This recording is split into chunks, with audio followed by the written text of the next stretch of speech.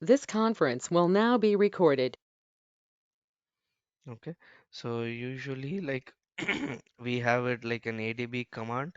So ADB command is something like say where you interact with your devices. So it's not like an interaction that happens uh, between like how we do it inside your application. So it is not like that actually. So but it is something like I have a terminal, like say for example, so I hold a Mac machine. So over here, what I do it is like ADB devices. If I give, so for now the devices are empty, as you can see it over here. So let me zoom in a bit. So as you can see it over here, when I give it ADB devices, the list of devices is empty. But if I connect a device over here now, then it will give me the total devices available. So these type of interactions only we call it as a ADB commands actually. So the abbreviation of ADB, let me try to check it up actually. Sorry,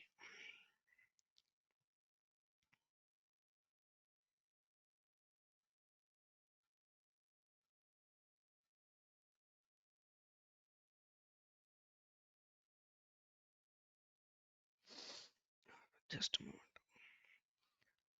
Yeah, it's quite easy one. Android Debug Bridge actually. So ADB means the abbreviation is like Android Debug Bridge. So that means like say it can interact with your Android, but for iOS again we call it as a Xcode based thing actually, which is available to list the number of devices. So that also we'll be checking it up, and how to install and uninstall an app from your ADB command, how to push it. Uh, Push an app towards, like say we call it basically a technically called side loading. Okay, side loading in the sense I'm not directly going to install from your app store or play store, but I'm going to install it through a different way. That means when the app is not available inside app store or play store, like how you install it up. So we call it as a side loading. So we load it and we check it up, okay, through ADB commands and the Xcode commands through Android and your iOS, and what are the wait mechanisms available, and push and pull operation, and local storage things. So local storage thing is nothing but your UI automation, UI automator. So whenever there is an Android available, so usually we have it as a UI automator available. So that means like say how you inspect your element in your web application. Similarly, we have a UI automator in order to inspect the elements inside inside your mobile application. So we need to inspect it and identify it. The strategy is going to be the same. So if you know your XPath, I think it should be sufficient. Okay, and how to click a button and how to scroll it, and how to do a maybe tap, double tap, all these options we'll be checking it out specific to your mobile application. Okay, so these options we'll be checking it to it, and yeah, this is what I said: touch actions, a long press, swiping, mouse over, double tap, everything we'll be checking it up, and these are the things actually. And most probably we'll also see an example of your hybrid application as well, how to integrate your native application towards your hybrid one approach. But let's see how the application is about, and then we'll check that particular thing, and about the desired capabilities as well. So if you're very well good at your Selenium actually, so you might have been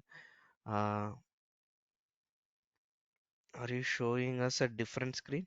Okay, so you don't see my Chrome actually. So I'm just walking through the syllabus actually, the Chrome one. Yeah, thanks Deepak, it's Android Debug Bridge. Yes. So do you all see my Chrome actually? I'm just walking you through the syllabus actually. Just jump from my PPT. Yeah, sorry, unable to view the Chrome. Okay, let me stop and reshare.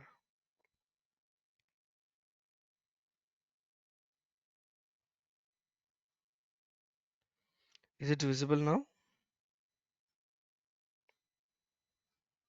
Is my Chrome visible?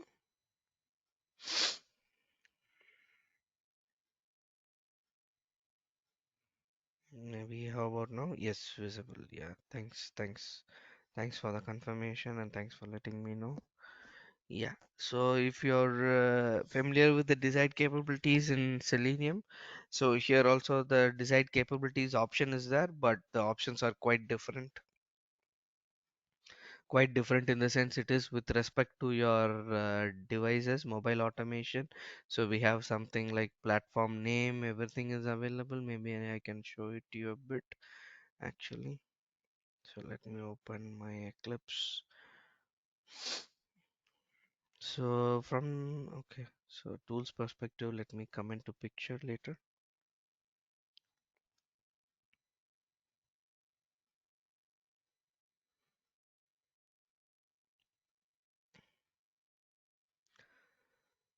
There is something like say we can call it as like say platform name and all those things available.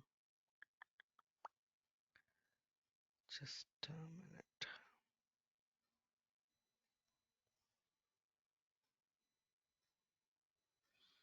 Oh, okay. Where is it? Spring application automation.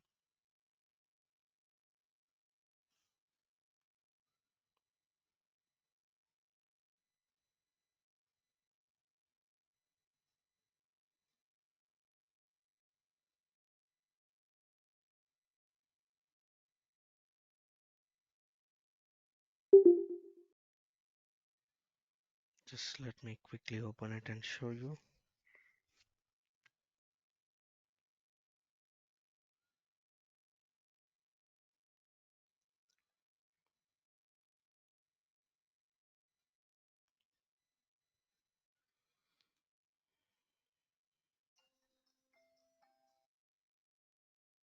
No, okay, it's not here.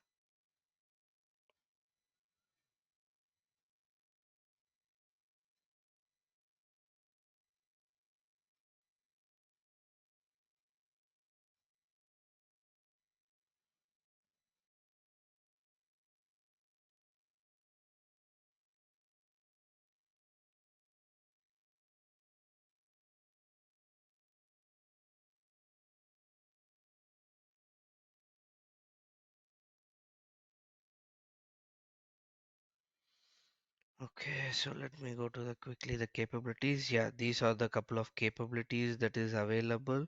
So platform version, platform name, device, automation name, app, timeout, and all these things available.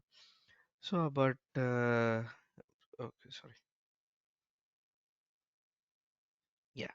So these are the couple of things. App activity, app.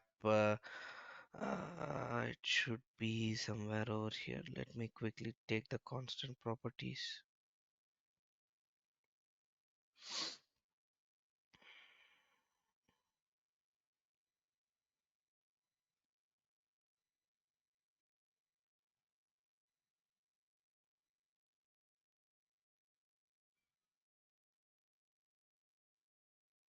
Just a moment, guys.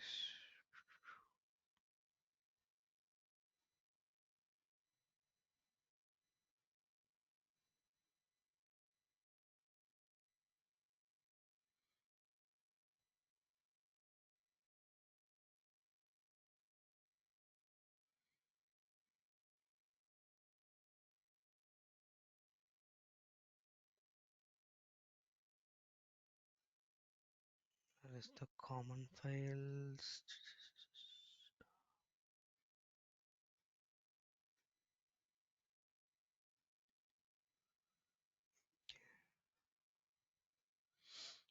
Okay, but I'll check it up actually. It's not here. Maybe it's missing or not. I need to check it. Okay, sorry. The common files are here. Sorry about that. Okay, so this is what we require it up. So most probably like the most major thing is like say we need the activity name and the base package name available, and the platform name, browser name is not mandatory, but the device name is mandatory, and what platform we are going to execute it. So this is all with respect to your Android device.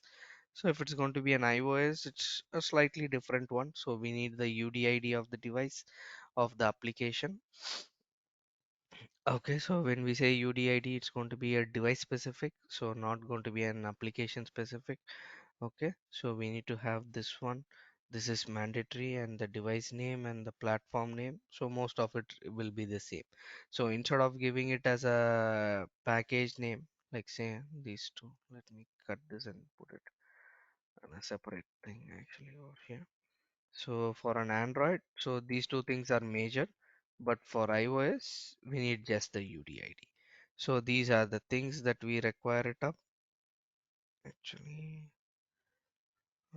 do you see my Eclipse actually?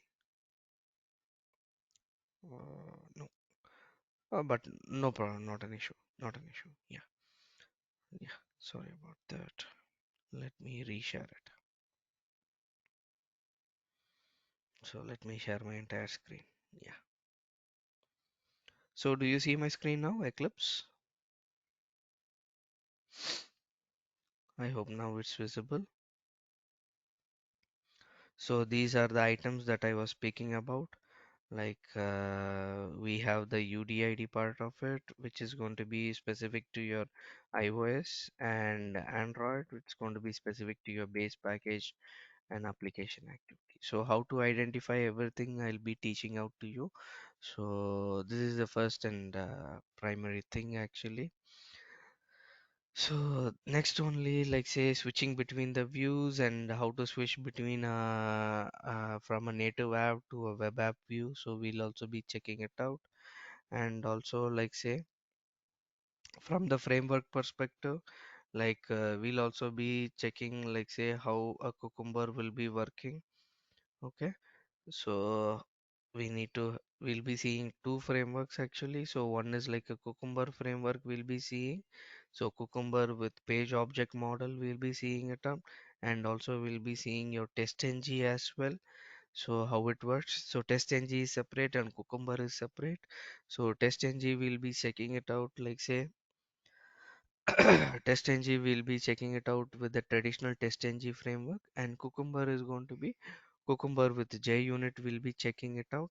So two different frameworks, both will be working on the page object model perspective, and we'll be trying to integrate it, or we'll be integrating with the Jenkins. And the reporting part will be checking about the extent reports, how the reports are getting generated, and yeah, and also we'll be touch base on like say Sauce Lab actually, so the cloud platform. So how to integrate it, like one example we'll be seeing it up because that is also a mandatory thing, and how to use it for your parallel execution we'll be checking it. So this is applicable for your TestNG. So JUnit there is an option available, but it doesn't work consistently as in TestNG. So we'll be checking the parallel execution with your TestNG. Okay.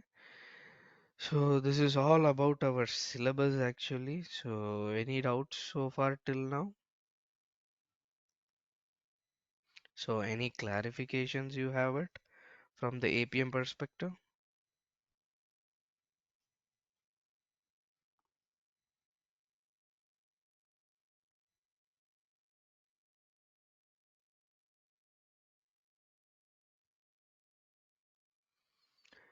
Will we learn Xcode in depth? Xcode in depth, we will not be touch basing on that actually.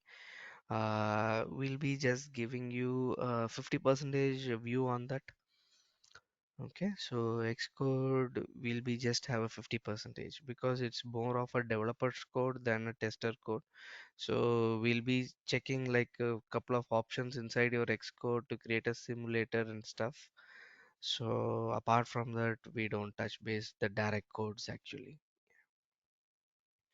So but there are certain commands which is with respect to the Xcode. So to interact with your devices, so we'll be checking that one.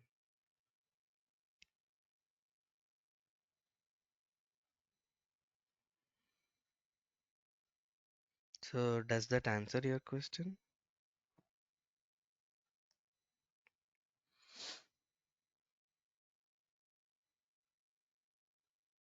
Yeah, thank you.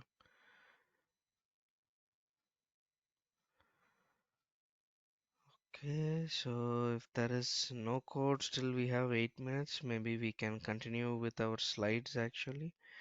So when we have it over here, so we were discussing about the different types of apps available and what is the pros and cons and last few slides actually. So before we wind up the session, so how does an APM will work actually? So APM will be working something like this. So you have a machine, so you have an Android device available. So APM is a server kind of option which is going to be available, and this server will help in transferring the request and response from your automation script towards your application. Okay, and how does it transfer is like say with the help of JSONs. Okay, so your interaction between your automation script and your mobile device happens with something called a APM server. So this APM server will transport all the information with the help of a mobile JSON. And what does it make it to work is like say we have a client libraries and jar file dependencies available, so we need to be installed inside the client machine, that means our machine, so that there is a seamless interaction with your application. So most probably the in-depth architecture concept we'll be seeing once we going inside in it, or maybe tomorrow the session, how does an interaction or what is the difference in interaction between the Android and the iOS. So there is a slight difference available which we'll be seeing it up tomorrow, the from the architecture perspective. Okay, so this is a generic overview like say how a mobile automation will work. And from the installation required, so we are going to use will be either using the APM for desktop, or like say we'll use both the things actually, so that's why I split it up: APM for desktop, APM via command line or terminal, Java 8 and above version we use it, and APM version 2x we use it up. Okay, so these are the things that is prerequisite we require it up, and this is all we require. So this is all I had for our introductory session actually. And now coming to the Q&A part, like uh, anything you have, like say we can discuss over here. Still we have like say 5 minutes. So anything that your expectations or what do you want to see in the APM part, like say we can discuss it over here.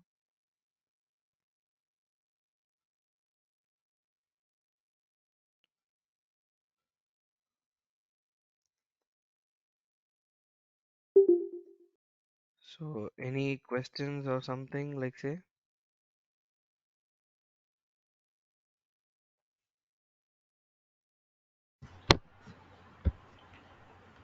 అలాగనే ఏడే అవుతుంది. Sorry. Hi Balaji, yeah, Manikanta this side. Yes, Manikanta. Yes, yes, please. Yeah, I want to know so are you going to covering the entire part of like Android framework and iOS framework? Am I right? If I'm Yes, not wrong. yes, yes. Yes, Yeah. with So respect to what is the automation. Yes. yeah? So like main difference between like Android framework and iOS framework? I want is there separate Uh, framework we are using or No, no, separate framework we won't be using it. We'll have one okay? framework like which is going to be segregated into Android and iOS, because most probably in your industry when you go inside, right? So we don't have a separate frameworks for iOS and Android. So depending upon which device we are dealing with, like say our framework should be capable to switch between Android and iOS. So on that perspective, we'll be going it out, but only the switching part will be the change, but apart from that everything is going to be the same. because there is a significant difference, right, between your Mac and your Android. So that difference, like we can't maintain two different frameworks for Android and iOS. So it will be difficult to maintain. So that's why like we have one framework and we share it between Android and iOS. Okay. In real time also we are using the same thing, or it's different? It depends Yes, on. yes, yes. Actually, sorry, in the real time it depends upon the organization. So I've seen like certain organization use one framework for Android and iOS and two different frameworks for Android and iOS. So it depends on organization to organization actually. Okay, great. Yeah, thank you. Yes. Yeah, thank you. Any projects we'll be working on? Yes, actually I have one Android application actually. Maybe you can work on that. Actually, maybe if you see it over here, so I think I have the application over here.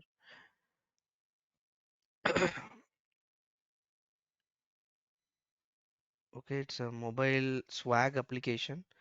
So actually, so I can give this application to you, or any application you can take it from your device and you can work on that. So that should be totally fine. But let me check upon this Android application. So if it is available, you can very well work on that. Yeah. For iOS, I think I still have the Swag application, I think, but I can check it. Yeah. For Android, I'm sure I have it, but iOS, let me check it up. Because even for iOS, you can put it on a cloud and then you can use it. So we'll be showing you one demo as well, how to put it on a cloud machine and then run it up. But for iOS, there will be obviously a small issue because it's like since it's an iOS, right? So you have a lot of security issues actually. So you cannot put an app directly and work on it. So for iOS alone, I would suggest like say whatever is the app inbuilt on that, just try to work on that. Yeah. So we'll take something like a Flipkart or an Amazon and then we can work on that for iOS alone. But for Android, we don't have that much of security violations or restrictions available. So we can work on that.